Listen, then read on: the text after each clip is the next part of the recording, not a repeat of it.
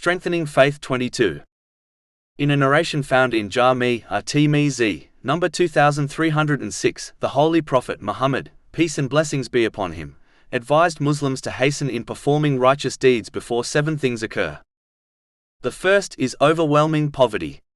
This can refer to financial difficulties which distract a person from the obedience of Allah, the Exalted, which involves fulfilling His commands, refraining from His prohibitions, and facing destiny with patience according to the traditions of the Holy Prophet Muhammad, peace and blessings be upon him. In addition, stressing over wealth can even push one towards the unlawful.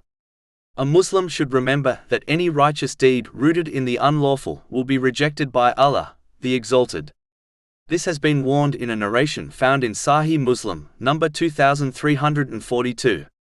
Allah, the Exalted, has allocated provision for the entire creation over 50,000 years before He created the heavens and the earth, according to a narration found in Sahih Muslim, number 6748. Therefore, a Muslim should trust that their lawful provision will reach them as long as they continue to strive for it in lawful ways, according to the teachings of Islam. A Muslim should remember that Allah, the Exalted, chooses what is best for His servants according to His infinite wisdom. He does not give according to someone's desires, as this will most likely lead to their destruction.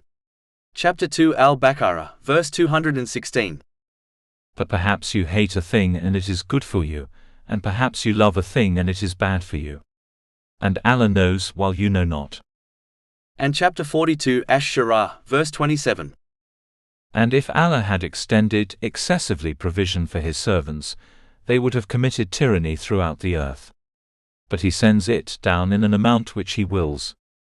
Finally, this part of the narration also indicates the importance of using one's excess wealth in ways pleasing to Allah, the Exalted, before a time comes when they may want to give charity but may not be in the right financial position to do so. The next thing mentioned in the main narration under discussion is that Muslims should hasten in performing righteous deeds before they become distracted by wealth. Wealth itself is not evil, but depending on how one obtains it and uses it, can either make it a great blessing for them or a great burden for them in both worlds. If a Muslim strives to obtain excess wealth while neglecting their duties to Allah, the Exalted, and people, and hoard or misspend their wealth, it will become a great curse for them in both worlds. Chapter 20 Taha, verse 124. And whoever turns away from my remembrance, indeed he will have a depressed, i.e. difficult life, and we will gather, i.e. raise him on the day of resurrection blind. But if a Muslim obtains enough to fulfill their needs and the needs of their dependents without excessiveness, waste or extravagance, and uses their blessings, such as wealth, in other ways pleasing to Allah, the Exalted, then they will achieve true richness in both worlds.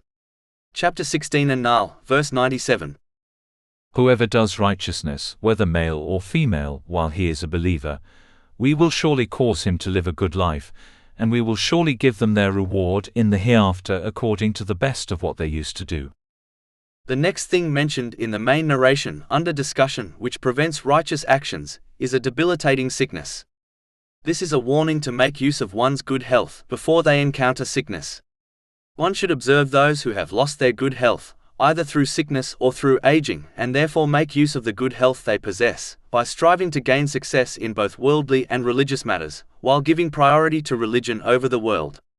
For example, a Muslim should use their good health to journey to the mosques regularly in order to offer their obligatory prayers with the congregation before a time comes when they desire to do this, but do not possess the physical strength to do so.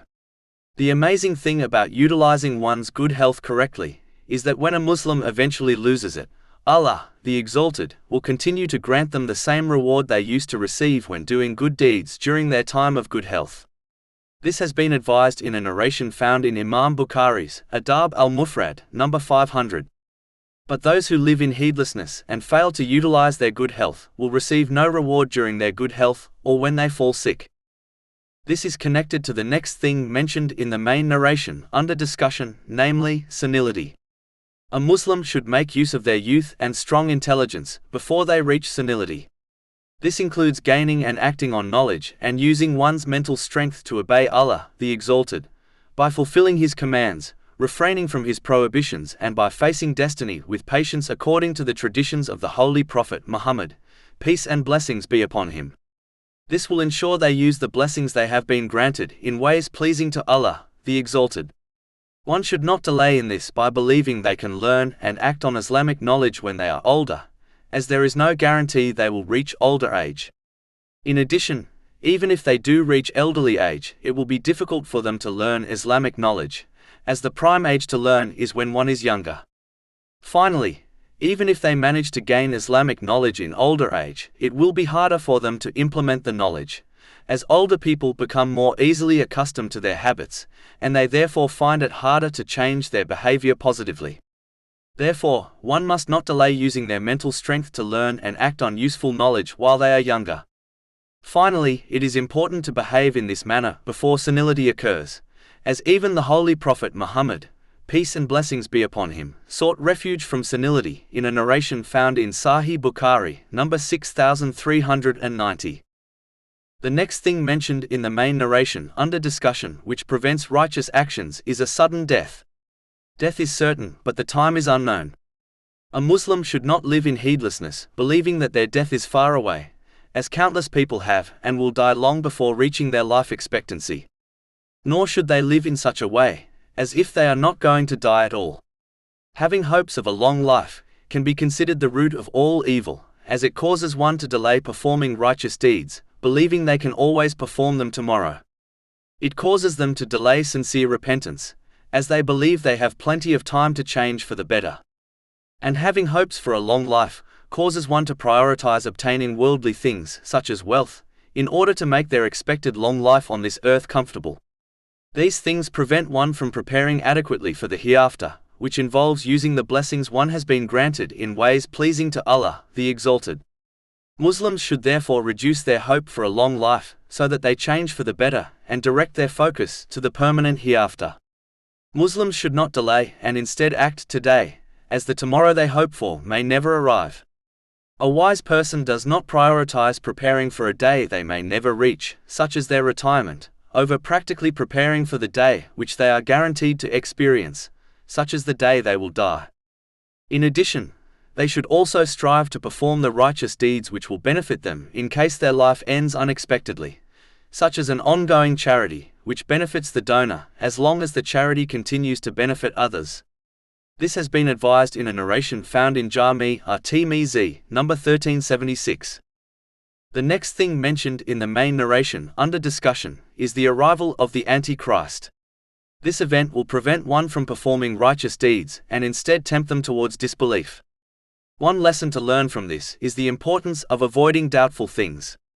Just like a person who journeys close to a border is more likely to cross it, similarly, a Muslim who is surrounded by temptations will more likely be led astray and fail to perform righteous deeds. The one who avoids places and things which tempt them to commit sins will protect their faith and honor.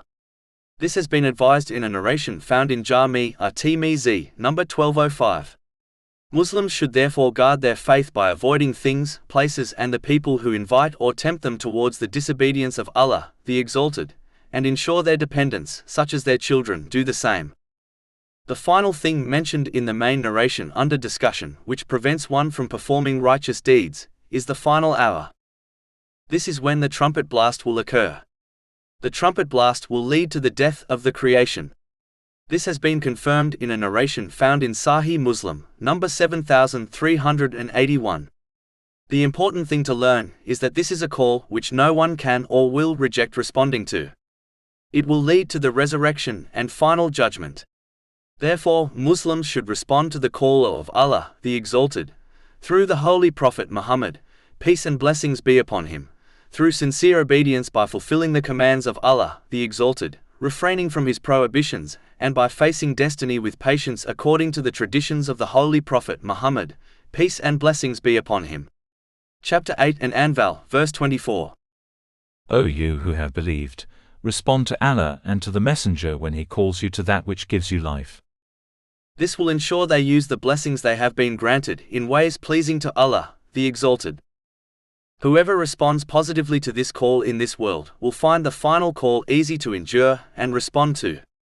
Whereas, the one who lives heedless to the call of Allah, the Exalted, in this world, will not find peace in this world, and they will be forced to answer the call of the trumpet, which will be a great burden for them to endure and respond to.